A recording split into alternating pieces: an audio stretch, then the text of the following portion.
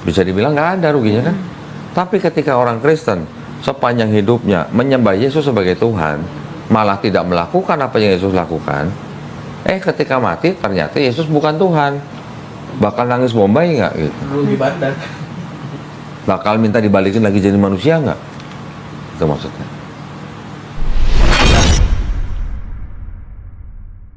Bismillahirrahmanirrahim. Biar empat ya. Jadi kalau misalnya Islam itu kan kalau misalnya ya berpikir dari Kristen dan Islam itu kan durasi dari 600 tahun. Iya, itu lumayan lama loh. Kenapa baru ada? Baru adanya itu ya yang tahu itu Allah SWT. Waktunya. Iya. Ya. Sama juga ketika saya tanya, kenapa Tuhan harus turun menebus dosa manusia pada abad pertama Masehi? Kenapa nggak pada zaman Musa? Kira-kira kenapa? Karena Sama juga begitu. Karena lebih kalau jawaban dari aku, karena kan waktu itu kan umat manusia yang jatuh dalam dosa itu, ya kan. Jadi dia mengutus anaknya yang tunggal itu Yesus. Iya, kenapa pada abad Jadi ada Masehi? sisanya. Kenapa nggak pada zaman Nabi Musa? Kenapa nggak pada zaman Nabi Ibrahim gitu? Apakah Tuhan tidak kasihnya tidak sama besar dengan umatnya Nabi Musa? Ya, kalau itu timeline, itu namanya timeline. Dari zaman Yesus sampai zaman Nabi Muhammad SAW jarak ke 600 tahun. Kenapa kok Quran diturunkan pada zaman itu? Ya pada zaman itu timelinenya yang tahu cuma Allah SWT. Nabi Muhammad SAW sudah dipersiapkan gitu untuk lahir pada Terus, tahun itu. kenapa kalau misalnya Nabi Muhammad itu kan selalu diagung-agungkan ya di agama Muslim? Agama Islam, Sorry, bukan agama Islam. Kenapa bukan Nabi Muhammad yang ketika hari kiamat dia turun ke dunia? Kenapa harus Isa Al-Masih? Karena Isa Al-Masih yang difitnah jadi Tuhan sama orang Kristen. Difitnah. Iya, lah kan? Dia bukan Tuhan tapi kan dianggap Tuhan sama orang Kristen. Iya. Makanya di dalam Islam kita mengenal hadis Nabi Isa alaihissalam itu nanti akan turun lagi untuk apa? Membunuh Dajjal. Dajjal itu adalah Al-Masih yang palsu. Nanti akan mematahkan salib dan membunuh babi. Kalau membunuh Dajjal ini arti literal, tapi kalau mematahkan salib dan membunuh babi ini arti kiasan. Yang hubungannya sama salib dan babi apa? Siapa? Kristen. Kristen. Nah udah itu jawabannya. Untuk membantah fitnahan Kristen terhadap Apakah ada di Al-Quran itu sendiri? hadis. Di hadis. Ada di hadis. Nah, bedanya sama Bible, Bible ini kan satu buku begini, ini yang menjadi sumber hukum Kristen. Di luar ini diterima nggak sama gereja? Enggak. Enggak. Buku-buku apokrifa kan banyak, Enggak, ya kan? Nggak diterima. Enggak ada terima. Tapi kalau di Islam, sumber hukum itu ada 4. Yang pertama Quran, yang kedua hadis, tapi yang sahih. Sahih tahu ya? Otentik maksudnya. Keasliannya. Asli gitu, nggak kayak itu tadi pasti tidak asli gitu, nggak diterima sama orang Islam. Yang ketiga kesepakatan para ulama, ijma ulama. Yang keempat kias itu hukum analogi perbandingan gitu. Ini urutannya, yang paling tinggi Quran, kedua hadis sahih, ketiga ijma ulama, baru kias. Hadis yang diterima pun tidak boleh bertentangan dengan Quran. Kalau ada hadis bertentangan sama Quran walaupun dianggap sahih, itu pasti ditolak gitu. Jadi seolah-olah Quran itu adalah undang-undang, petunjuk pelaksananya ada di hadis gitu. Undang-undang kan nanti ada petunjuk pelaksanaan biasanya, peraturan pemerintah kah, peraturan gubernur kah, itu biasanya petunjuk pelaksanaan untuk menuju ke undang-undang itu gitu. Jadi Quran itu undang-undangnya, hadis itu adalah petunjuk pelaksanaannya. Di Quran disebutkan lu sholat sehari 5 kali ya gitu. Caranya gimana? Ikutin Nabi. Di Quran di Quran juga disebutin taatilah Allah, taatilah Rasul.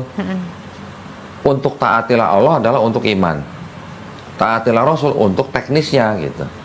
Sholat subuh berapa rakaat, sholat zuhur berapa rakaat, sholat asar dan seterusnya.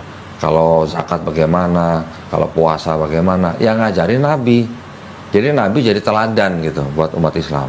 Apa yang dilakukan Nabi itu tertulis di dalam hadis sahih. Itu yang diikutin sama kita. Sumbernya begitu, urutannya begitu. Kalau lu nikah gimana, maharnya bagaimana, itu semua dari hadis sahih. Jadi Quran itu bukan buku catatan sipil gitu. Nabi punya istri siapa, Nabi ini disunat apa enggak. Bukan begitu Quran konsepnya. Quran adalah sebuah buku petunjuk gitu. Petunjuk secara umum. Detailnya hadis sahih. Oke. Jadi di agama Islam itu menjamin nggak kalau kita masuk surga? Ada nggak kejamin? Nah, Ada nggak itu kejamin? berarti termasuk taatilah Allah, ya kan? Tadi di Quran kan sebutkan begitu. Allah SWT sendiri udah berfirman, barang siapa yang mulutnya memelihara la ilaha illallah, urusannya surga. Urusannya surga. Sampai di ujung napas dia la ilaha illallah. Makanya orang Islam kalau mau mati ditalkinin. Tahu ya, ditalkinin ya, dibisikin kupingnya la ilaha illallah. Coba sekarang cobain ya, cobain. Ini bukan mancing, bukan. Mulutnya Angel nggak usah ditutup, tapi coba ngucapin la ilaha illallah. Nggak usah ditutup bibirnya, coba bisa nggak? Maksudnya gimana? Maaf gitu. Ya, ngomong la ilaha illallah, tapi mulutnya nggak usah ditutup. La ilaha illallah. Bisa nggak? Bisa. Tuh. Orang yang lagi sakaratul maut, yang udah mau mati, nggak bisa nutup mulut aja masih bisa ngomong la ilaha illallah. Itu bukti kemurahan Allah SWT, supaya orang yang mau bertobat, dia masih bisa mengucapkan la ilaha illallah. Ajaib nggak kira-kira? Kira-kira kan sederhana sebenarnya. Orang yang udah mau mati aja bisa ngomong la ilaha illallah walaupun mulutnya nggak ketutup. Jadi kalau di Islam, orang yang memelihara mulutnya la ilaha illallah, dia pasti masuk surga.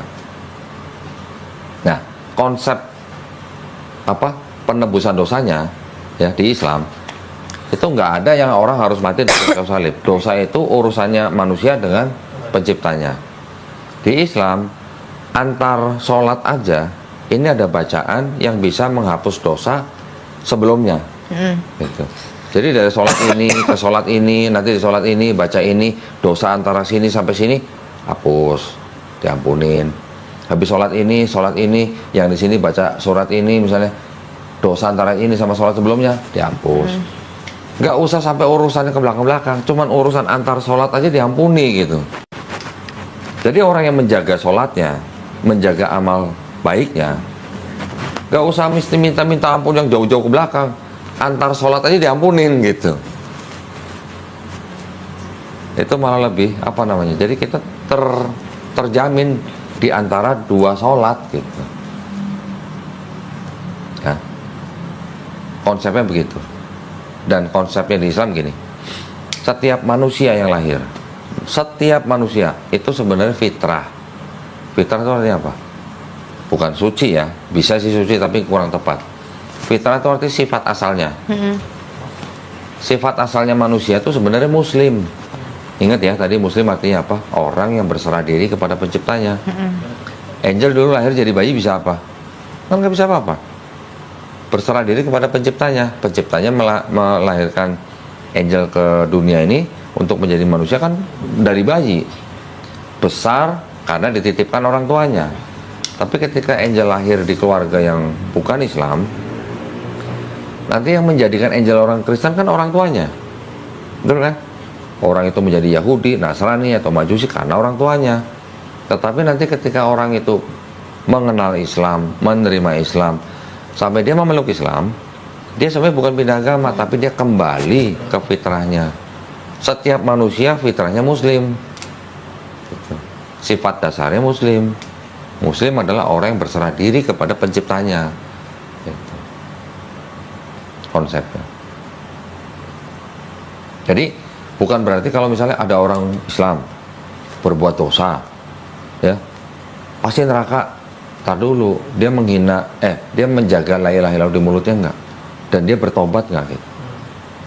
Walaupun dia nggak bertobat, tapi mulutnya tetap la ilaha illallah. Pada akhirnya dia akan masuk surga. Kalau dia nggak bertobat, dia mungkin dicelup-celup dulu di neraka gitu lah. Kalau dia nggak bertobat. Tapi kalau dia bertobat, insya Allah diampunin. Gitu. Apalagi dia menjaga sholatnya dengan amalan tertentu yang bisa menghapuskan dosa cuman antar sholat gitu. Oke. kenapa orang Islam itu di kuburan itu didoain? Karena kalau di Kristen itu kan ketika dia udah meninggal kan visi misinya itu udah selesai di dunia. Berarti udah terlambat dong. Harusnya selama masih dia bernafas itu kita doain dia supaya dia hidup benar. Terus ketika mati ya udah tinggal penentuan dia masuk surga atau neraka. Nah di Islam itu kan orang datang, orang Kristen berziarah itu cuma berziarah, nggak didoain. Bahkan acara pemakaman aja tuh penghiburan, bukan berdoa atau kayak gimana. Nah, kenapa di Muslim tuh harus didoain? Orang Islam ketika berziarah, dia berdoanya bukan kepada si mayit, Iya. dia berdoanya kepada Iya. Tuhan. Nah, ketika orang sudah meninggal, itu kan sudah terputus amalannya, Iya, betul. sudah terputus amalannya. Tapi ada satu amalan, kecuali nih ya maksudnya, orang yang sudah meninggal, amalnya sudah terputus, kecuali apa? Doa anak yang soleh. Doa anak yang soleh ini bisa istilahnya apa ya, membuat si apa namanya, si ahli kubur ini nyaman di sana, diampunin dosanya, gitu loh. Doa dari manusia yang masih hidup nih. Tapi kalau orang tuanya misalnya bukan Islam, si manusia yang Muslim ini yang ziarah kepada orang tuanya yang sudah meninggal dan orang tua bukan Islam, si anak ini nggak boleh doain walaupun dia berdoa kepada Allah SWT. Nggak boleh doain karena orang tuanya bukan Islam. Jadi konsepnya orang Islam berdoa di kubur itu bukan berdoa kepada ahli kuburnya, tapi berdoanya kepada Allah SWT untuk mengampuni dosanya si mayit, untuk melapangkan kuburnya, gitu-gitu. Dan nggak ada salahnya. Salahnya di mana? Salahnya kalau menurut kita agak aneh aja, karena kan nyawanya udah Betul. diambil Tuhan. Betul. Ibaratnya ya udah nih gue ambil gitu kan. Kenapa Ruhnya. rohnya udah diambil, terus kenapa masih doain? Harusnya selama dia masih hidup di dunia. Makanya kan kalau di Kristen itu tuh apa namanya, ada ayatnya tuh perjalananku sudah selesai Ya. gitu kan. Apa ya? Di Kristen ada nggak kata syafaat? Syafaat, doa syafaat ada. Pernah dengar? Pernah ada. Apa bedanya doa syafaat sama kita berdoa kepada Tuhan untuk keluarga kita yang Syafaat sudah itu meninggal? lebih kayak doa rame-rame. Iya. Heeh. Tapi artinya syafaat apa tau nggak? Nggak tahu. Sama juga, bisa masuk ke dalam konteks mendoakan orang yang sudah meninggal, tapi kita berdoanya kepada Tuhan, bukan kepada yang meninggal. Iya, Itu namanya syafaat. emang betul. Emang doanya tuh kepada Allah buat Iya. ini kan orang yang udah meninggal ini. Iya. Sama, kurang lebih sama. Islam tuh yang kalau dibilang amal jariah, tuh contohnya begini. Misalnya saya bangun masjid. Selama masjid ini dipakai sama orang Islam lain untuk beribadah, saya dapat pahala. Tabungan saya pahalanya nambah terus gitu. Di Islam konsepnya begitu. Nah, yang istilahnya mendoakan untuk saya yang sudah membangun masjid itu, boleh nggak? Ya boleh. Supaya pas, supaya saya bertambah-tambah lagi kenikmatan, kenyamanan di sana. Ini nggak ada salahnya.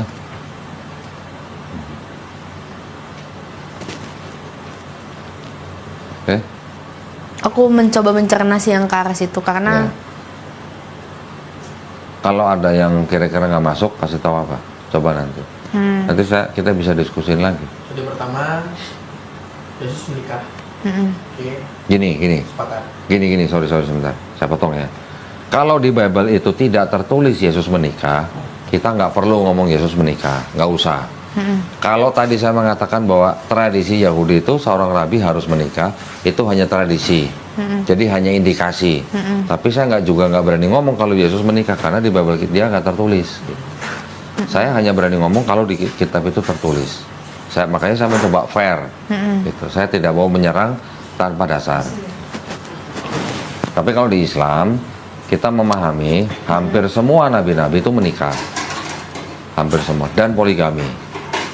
non poligami itu Dan disahkan. poligami. Karena ditulis ayatnya, dan nabi dan istri-istrinya, gitu. Nah, aku tanya dia lagi kok, kenapa diperbolehkan? Apa Nah, alasannya? gini. Itu kan pertanyaan kamu. Kamu jawab. Sebelum saya jawab, Daud istrinya berapa? Nggak tahu. Banyak. Ya. Salomo istrinya berapa? 700. Istrinya 700. Gundiknya 300. Jadi 1000 orang. 1000 orang. Ketemunya Salomo tuh kalau 1000 dibagi 365 berapa? 2 tahun lebih ya berarti ya. Berarti satu orang istri atau gundik itu ketemu Salomo tuh 2 tahun lebih baru ketemu.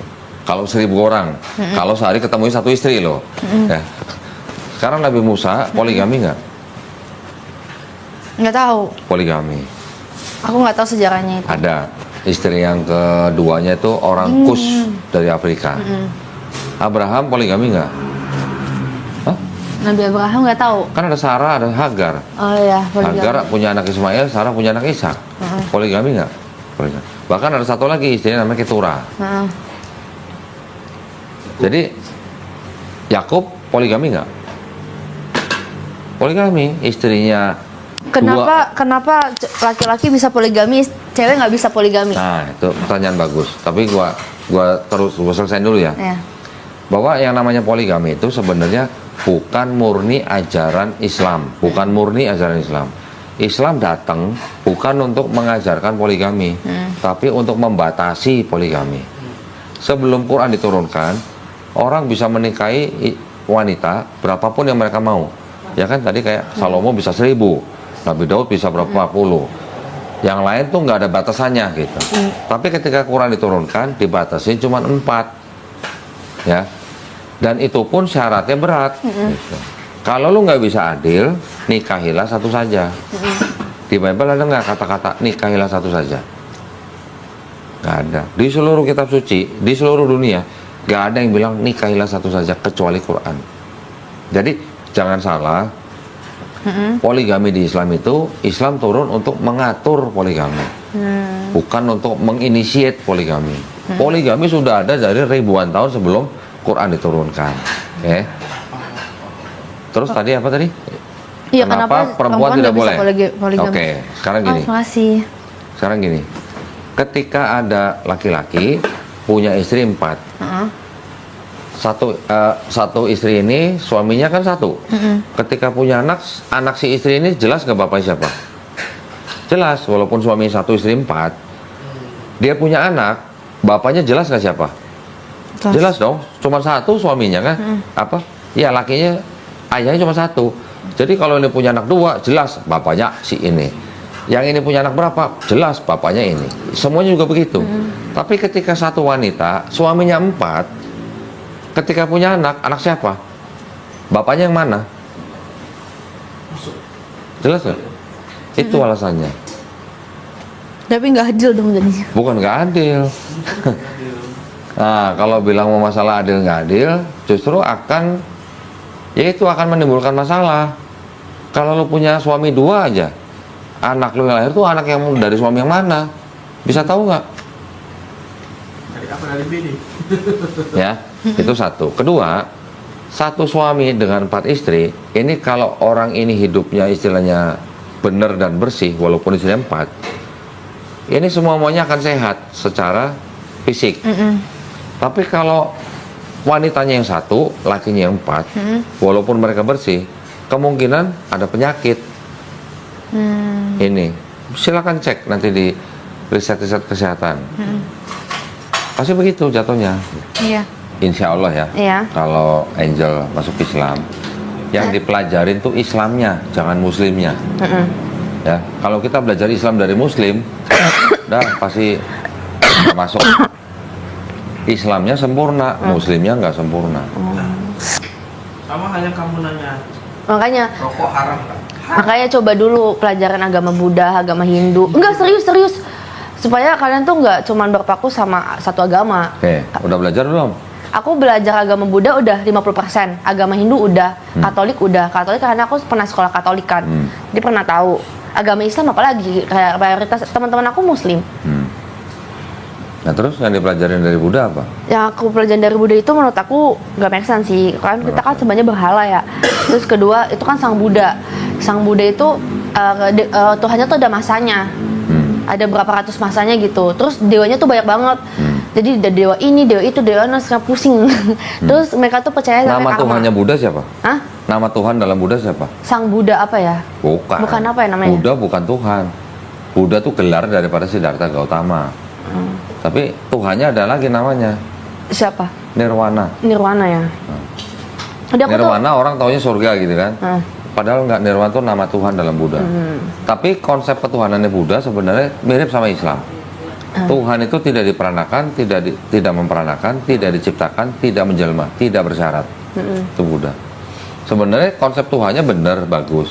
Cuman Buddha masih mengenal dewa-dewa. Iya, dewa-dewa. Jadi nggak bisa disebut monoteis. Gitu. Iya. Kalau monoteis kan Tuhan cuma satu, udah nggak ada lain. Kristen bisa disebutkan setengah monoteis, setengah politeis. Kristen.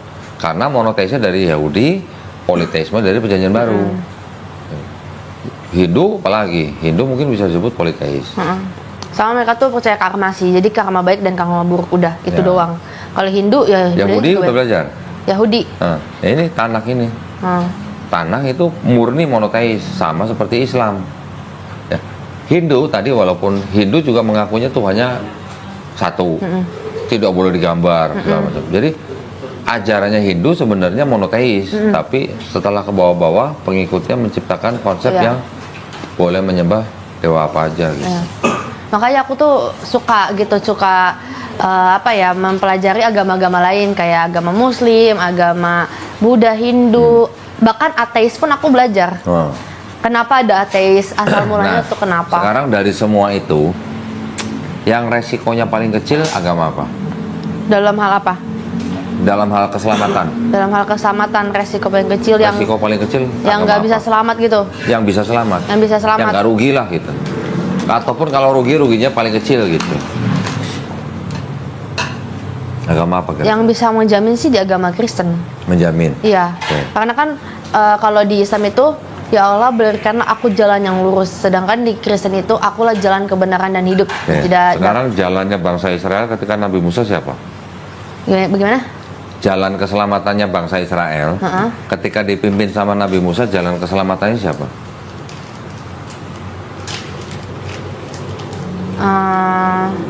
Nggak tahu. Oh nggak tahu. Lah kan pemimpin bangsa Israel pada waktu itu kan Nabi Musa, Iya. yang mengajarkan supaya bangsa Israel selamat. Ya keluar dari tanah Mesir itu ya. Enggak, yang mengajarkan kalau bangsa Israel mau selamat masuk surga, yang mengajarkan siapa? Bahasa Israel mengajarkan Dengan Tauratnya.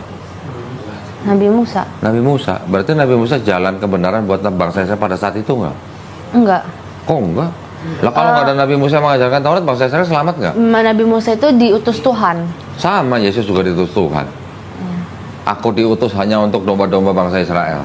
Domba-domba yang tersesat dari bangsa Israel. Angel bangsa Israel bukan? Kalau Kristen bangsa Israel. Bukan. Bangsa Israel dari mana? Kalau Kristen itu berbicara tentang Israel. Berbicara tentang Israel. Tapi Kristen yang sekarang seperti Angel, ini Angelnya orang bangsa Israel bukan?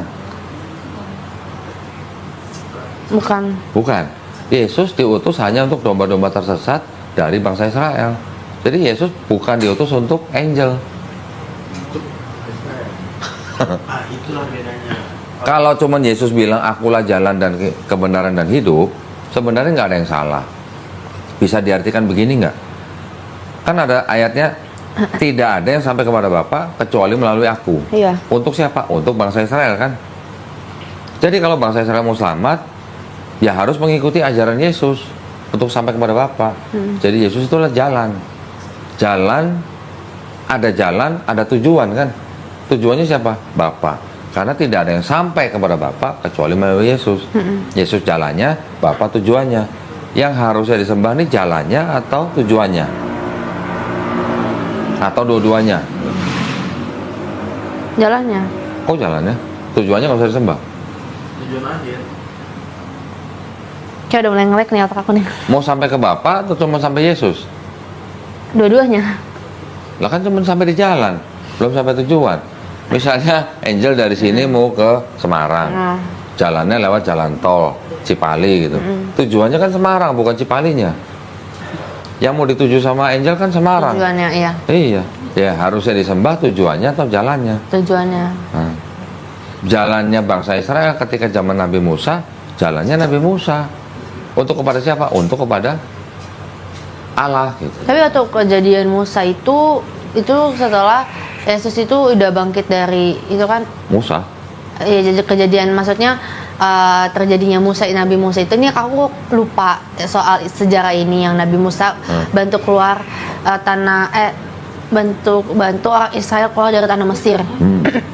Sudah ada Yesus belum? Iya, Belum kan? Belum ada Yesus ya? Ya belum lah, jauh banget jaraknya 1300 tahun. Aku nggak tahu soal itu soalnya. Jauh banget. Bangsa Israel, Nabi Musa hidup kira-kira abad 15, abad 14. Yesus baru abad pertama Masehi. Jaraknya 1300-1400 tahun. Nah, jalan bangsa Israel ketika 1500 tahun lah sebelum Yesus, apakah nggak ada yang selamat? Kan pasti ada yang selamat kan dengan ajaran apa? Taurat. Taurat mengajarkan sampai 613 mitzvah gitu, untuk bisa selamat sampai kepada Tuhan. Itu jalannya itu. Jadi ungkapan jalan sih sebenarnya nggak ada yang salah. Kita mau naik Gunung Merapi, waktu itu ada Mbah Marijan ya. Kalau nggak lewat Mbah Marijan sampai nggak Gunung Merapi? Nggak sampai. Ya, Mbah Marijan itulah penunjuk jalan untuk sampai ke puncak Gunung Merapi. Yesus juga bisa dianggap sebagai penunjuk jalan untuk sampai kepada Bapa. Salahnya di mana? Nggak salah. Tapi kenapa Kristen menyembah Yesus ya bukan Bapaknya? Gitu. Itu selalu aku sampein kok, dan dia puter-puternya selalu ya namanya Tritunggal itu. Itu namanya sudah doktrin. Nah sekarang gua tanya, Tuhannya Angel ada berapa? Satu. Tapi kan pribadinya ada 3. Ada Bapa, Yesus, Roh Kudus. Ketika Yesus dibaptis, Yesus di mana? Ketika Yesus dibaptis dia di Sungai Yordan. Sungai Yordan. Roh Kudus turun Iya. dalam bentuk Roh. burung merpati. Burung merpati, sorry. Ada suara di langit. Iya. Inilah anakku yang kukasihi. Iya. Ada Yesus di Sungai Yordan, ada burung merpati Roh Kudus, ada suara di langit. Berapa Tuhannya? Mau satu juga?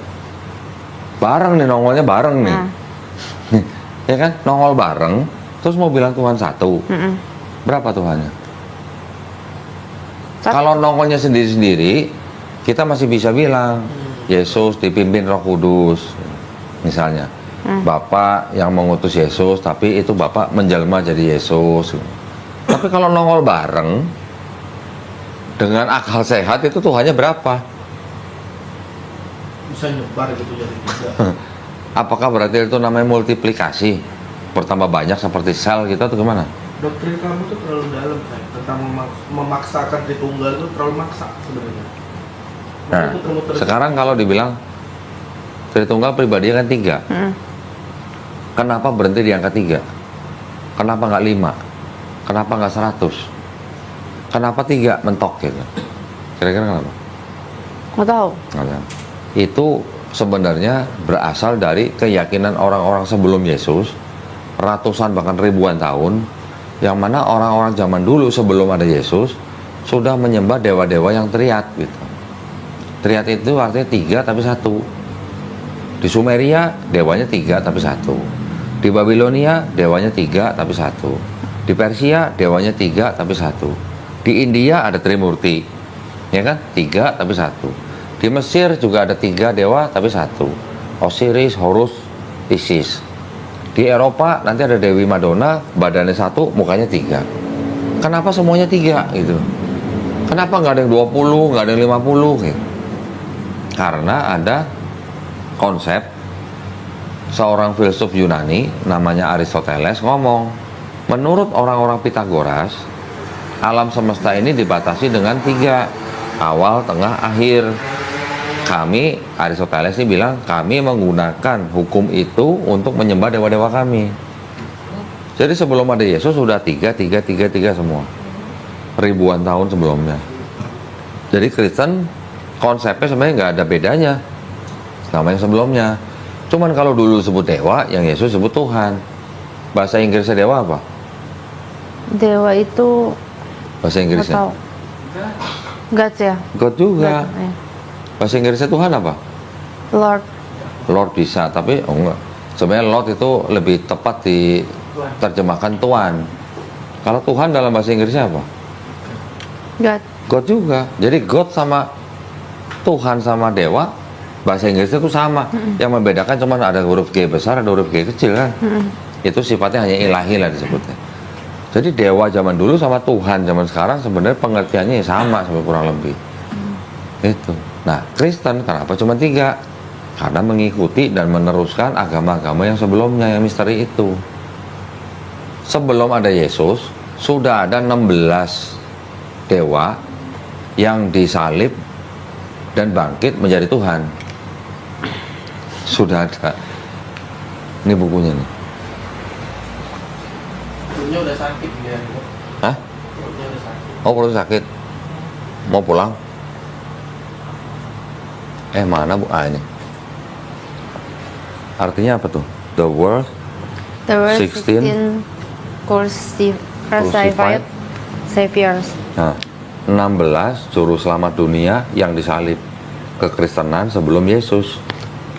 Jadi Kristen itu hanya penerus agama-agama yang menyembah dewa yang sudah mati disalib kemudian bangkit menjadi Tuhan. Siapa aja, macam-macam, ada Horus, ada Krishna, ada Mitra dan sebagainya. Berarti ini kok udah pelajaran semua ya? Ya udah. Kalau belum ya nggak mungkin. Nggak berani ngomong saya.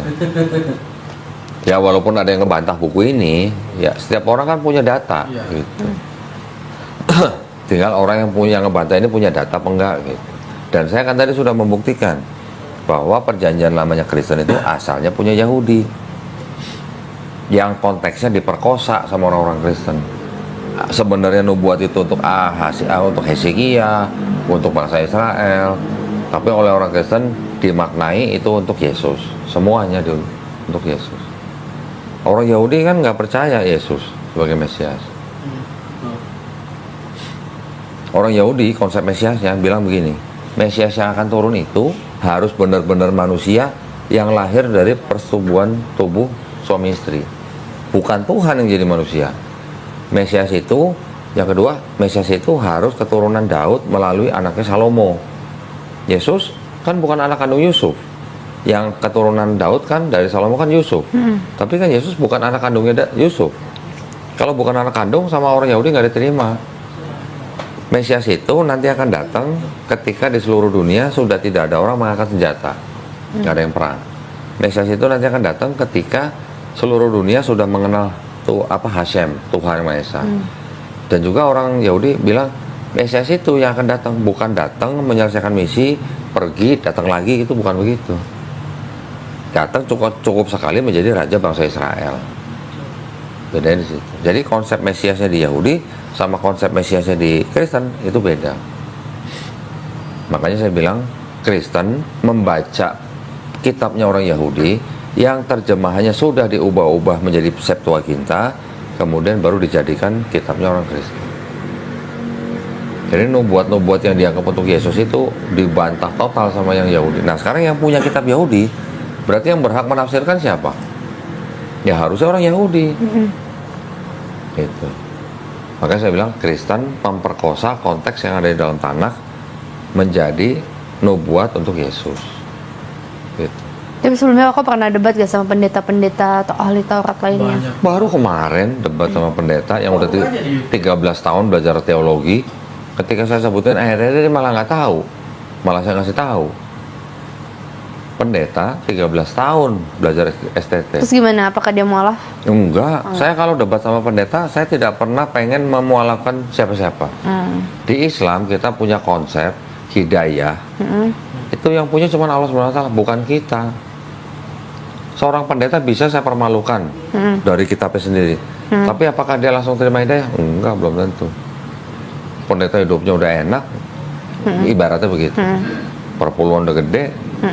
Saya nggak menargetkan pendetanya untuk jadi muslim, enggak. Kalau dia masuk Islam, alhamdulillah. Enggak juga nggak apa-apa, yang penting kita sudah memberitahu. Yang nonton, nanti nonton debat, masuk Islam gara-gara nonton debat saya, banyak. Udah banyak. Datang ke sini bersahadat karena nonton video debat saya. Orang yang nonton dengan hati yang kosong, artinya hati yang terbuka, nggak pakai baju Kristen, nggak pakai baju Islam. Orang yang nonton dengan kondisi pikiran seperti itu bisa menilai yang mana yang muter-muter, yang mana asumsi, yang mana yang pakai data. Saya kalau debat bawanya nggak sekoper segini, 3 koper saya bawa semua. Saya bisa tunjukin satu-satu. Saya bisa bantah semua yang dibilang nubuat buat Yesus dengan bahasa Ibraninya sekalipun. Gitu. Karena saya udah pelajarin. Kalau saya nggak pelajarin, saya nggak berani ngomong. Sampai sekarang aja saya nggak berani ngomong di dalam kitab ini ada ayat palsu. Yang ngomong tadi Angel sendiri bukan gua. Tulisannya cuman pasti tidak asli. Gitu. Ya kalau pasti tidak asli, bagaimana kita mau menyandarkan keselamatan kita? Ini urusannya dunia akhirat loh. Ya, tapi sekarang tadi kenapa saya tanya, yang mana yang kira-kira yang ruginya paling kecil? Ya, maksudnya gini, kita di Islam, kita tidak menyembah Yesus sebagai Tuhan, ya kan? Tapi kita melakukan apa yang Yesus lakukan di dalam Bible. Kalau nanti kita mati, ternyata Yesus Tuhan, kita ruginya di mana? Ruginya apa? Kita nggak nyembah Yesus, tapi kita melakukan apa yang Yesus lakukan, dan kita menyembah Tuhannya Yesus. Kalau kita mati, ternyata Yesus Tuhan, ruginya kita di mana? Kita di Islam, kita tidak menyembah Yesus sebagai Tuhan, ya kan? Tapi kita melakukan apa yang Yesus lakukan di dalam Bible. Kalau nanti kita mati, ternyata Yesus Tuhan, kita ruginya di mana? Ruginya apa? Kita nggak nyembah Yesus, tapi kita melakukan apa yang Yesus lakukan, dan kita menyembah Tuhannya Yesus. Kalau kita mati, ternyata Yesus Tuhan, ruginya kita di mana? Bisa dibilang nggak ada ruginya kan? Tapi ketika orang Kristen sepanjang hidupnya menyembah Yesus sebagai Tuhan, malah tidak melakukan apa yang Yesus lakukan, ketika mati ternyata Yesus bukan Tuhan, bakal nangis bombay nggak gitu? Rugi badan. Bakal minta dibalikin lagi jadi manusia nggak? Itu maksudnya. Jadi saya bilang, di seluruh agama yang resikonya paling kecil ya Islam, karena kita hanya melakukan apa yang diperintahkan, menjauhi apa yang dilarang gitu. Tidak menyembah selain Tuhan gitu. Sama juga seperti ateis, kita sudah beribadah, kita sudah sholat dan segala macam, ketika mati ternyata Tuhan nggak ada, ya nggak rugi. Ruginya di mana? Ruginya cuma sholat, padahal sholat buat badan juga bagus, seperti orang yoga sebenarnya. Orang ateis sepanjang hidupnya nggak beribadah, ya nggak melakukan apa-apa untuk menyembah Tuhan, karena mereka kan nggak percaya Tuhan. Ketika mati ternyata ada Tuhan, rugi nggak? Rugi, karena ketika kita nggak melakukan apa-apa, kita nggak menyembah Tuhan, ternyata ada Tuhan, pasti akan minta dibalikin jadi manusia untuk menyembah Tuhan. Itu makanya maksudnya.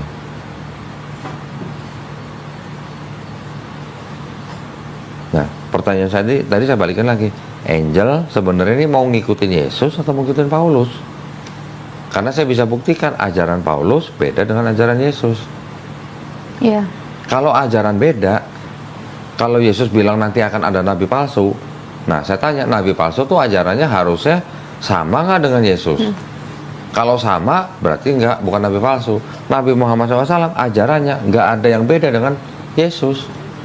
Malah kita yang melakukan ya, sunat juga, nggak makan babi juga, sholat juga, puasa juga, malah dikafani juga, malah kita juga ikuti baptis. Islam juga dibaptis loh. Gimana caranya? Mandi besar namanya. Kalau orang Yahudi dibaptis nyebur kolam, seluruh tubuh masuk air. Orang Islam gantinya baptis itu untuk dengan mandi besar. Tapi maknanya sama, maknanya hanya untuk penyucian. Misalnya orang najis gitu, orang junub misalnya, habis berhubungan badan suami istri, najis kan, junub, dia cara menyucikan dengan mandi besar. Sama seperti orang Yahudi. Orang Yahudi menyucikan dirinya juga dengan baptis. Tapi orang Kristen baptisnya kan beda maknanya. Ditenggelamkan, yang lama sudah mati, yang baru hidup kembali sebagai pernyataan iman gitu. Kan berarti beda baptisnya Yahudi, baptis Kristen sama baptis ke Islam. Padahal kalau di Islam kita baptis hanya dengan mandi besar, mungkin karena di Arab Saudi susah air gitu. Cukup dengan mandi, gitu. Nggak masuk kolam gitu. Kalau di Arab Saudi banyak air, mungkin ya kita juga akan baptis nyebur kolam. Setiap rumah ada kolam. Beda di situ.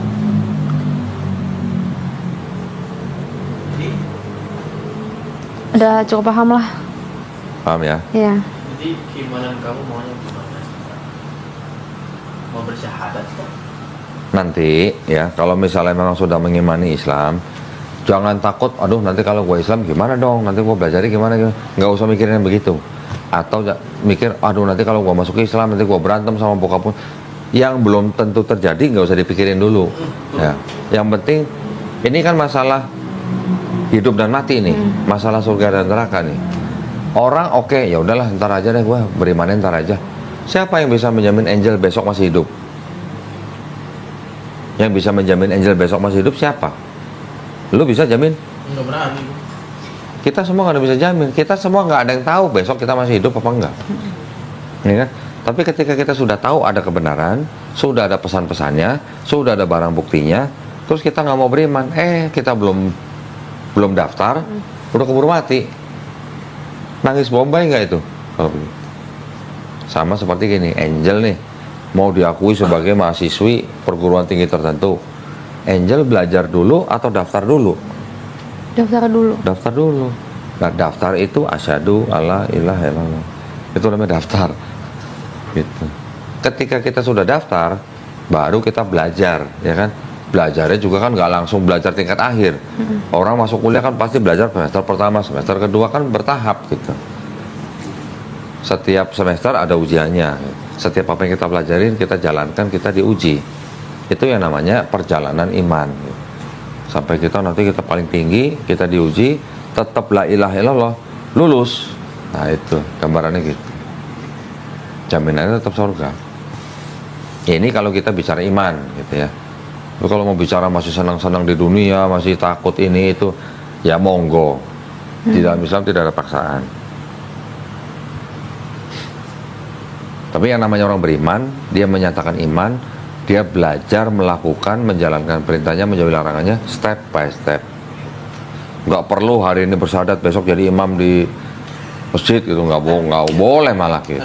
Pelan-pelan. Yang laki-laki juga pelan-pelan. Udah ada waktunya baru sunat, belajar sholat pelan-pelan. Nanti kita kirim guru ke rumah untuk ngajarin sholat.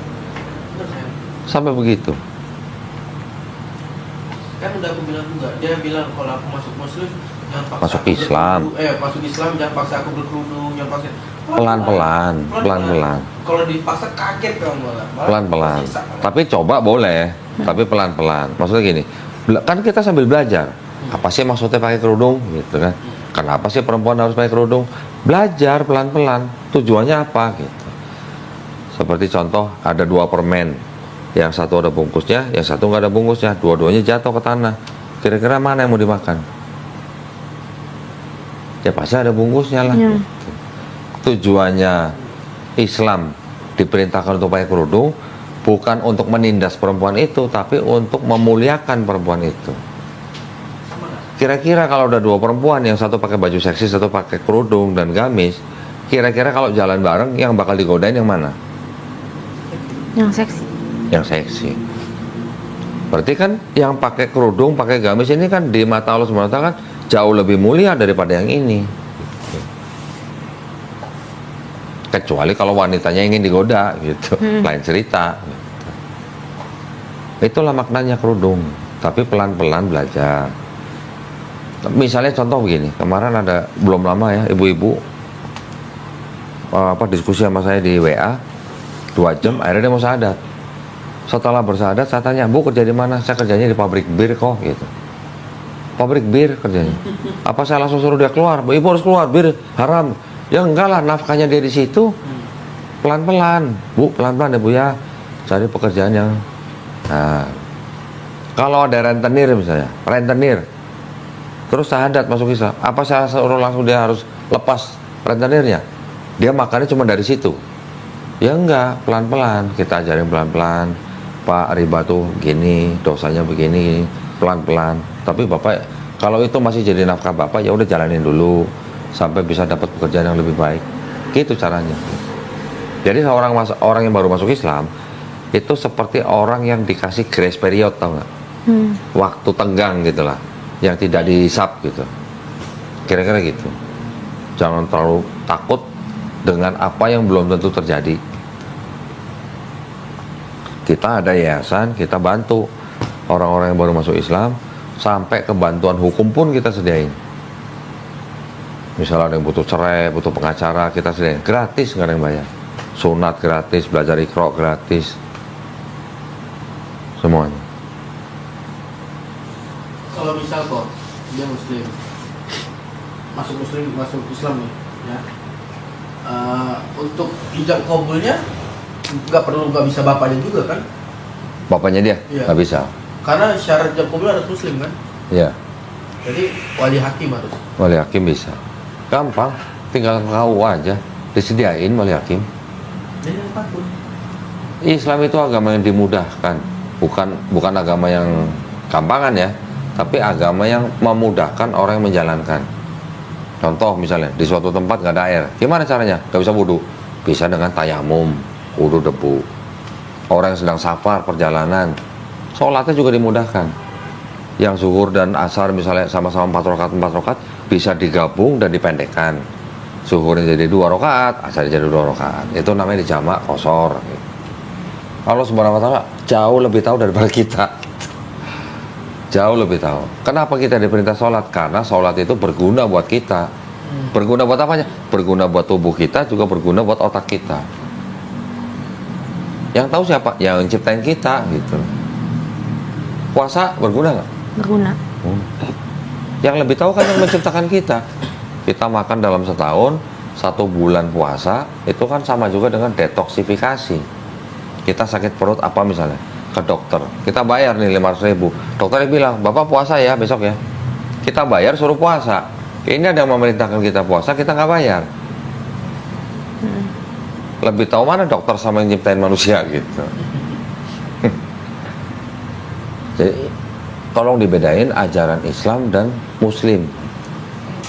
Muslim nggak ada yang sempurna kecuali Nabi Muhammad SAW. Nah itu baru dong kecuali Nabi Muhammad SAW. Ya udah daftar aja yuk.